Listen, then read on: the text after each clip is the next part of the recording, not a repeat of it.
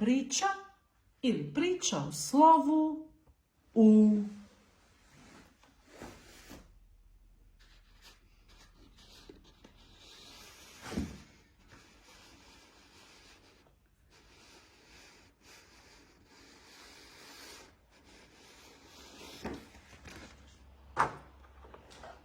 Slonovo uho je veliko, uhato, pa sluša velike probleme.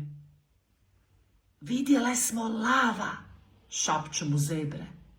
Bježmo, sa sjeveroistoka se kreće.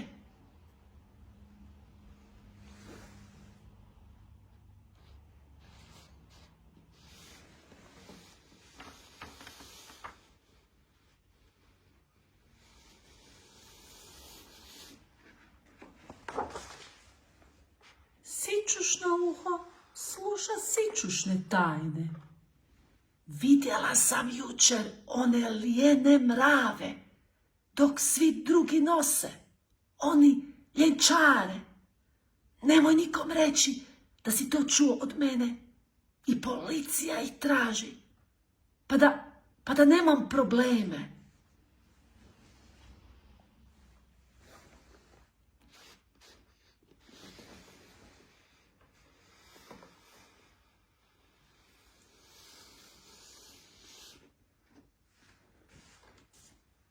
Dlakavo je uho kao šuma striborova.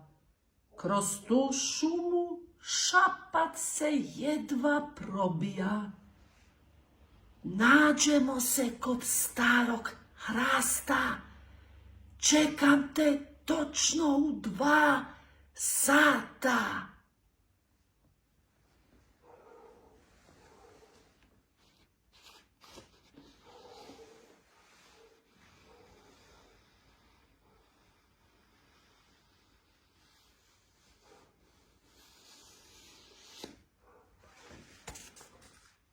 Klempavo uho sluša tuđe probleme. Nos mi je bio prevelik i išao mi na nerve. Otišla sam kod doktora da mi smanji milimetre. Joj, oprosti, jel te zamaram bez veze?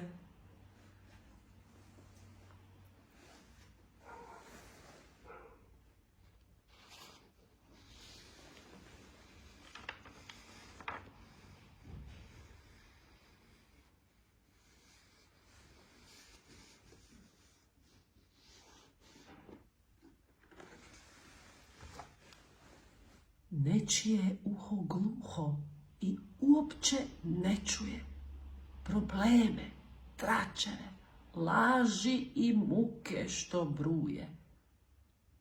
Ponekad zavidim tom nečinom uhu, da ga posudim malo i ne čujem svu tu buku.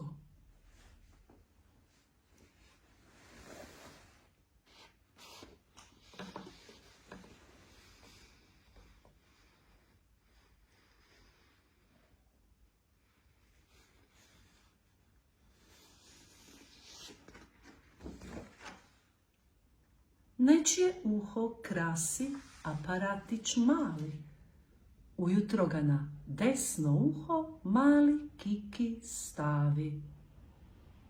Ako ga jedno jutro slučajno zaboravi, ma nije smak svijeta, za aparatić on ne mari, jer u čitanju s usana on maher je pravi.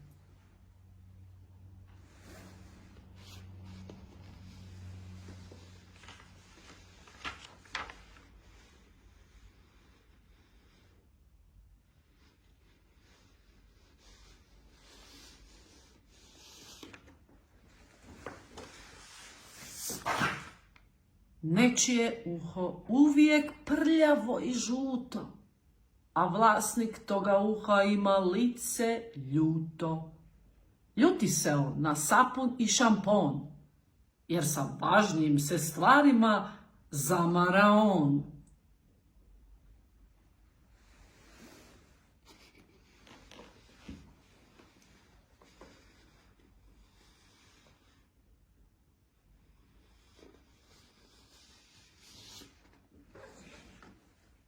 Nečija se pak glava bez lijevog uha krasit stala. I tako po svijetu šeće, pronać uho ona neće. Jer uho je na godišnjem odmoru. Negdje dovoljno daleko. Daleko na pustom otoku.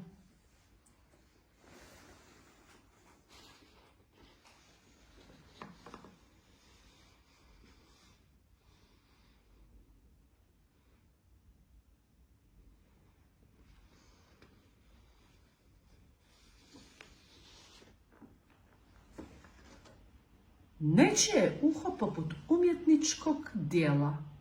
Krasi ga piercing, tetovaža, dijamant ili bijela perla. No s ukrasima ili bez. Uho je samo uho.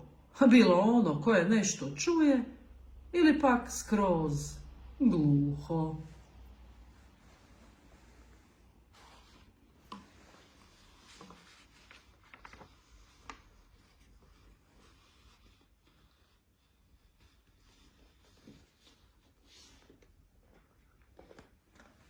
Čiča, miča, gotova je priča.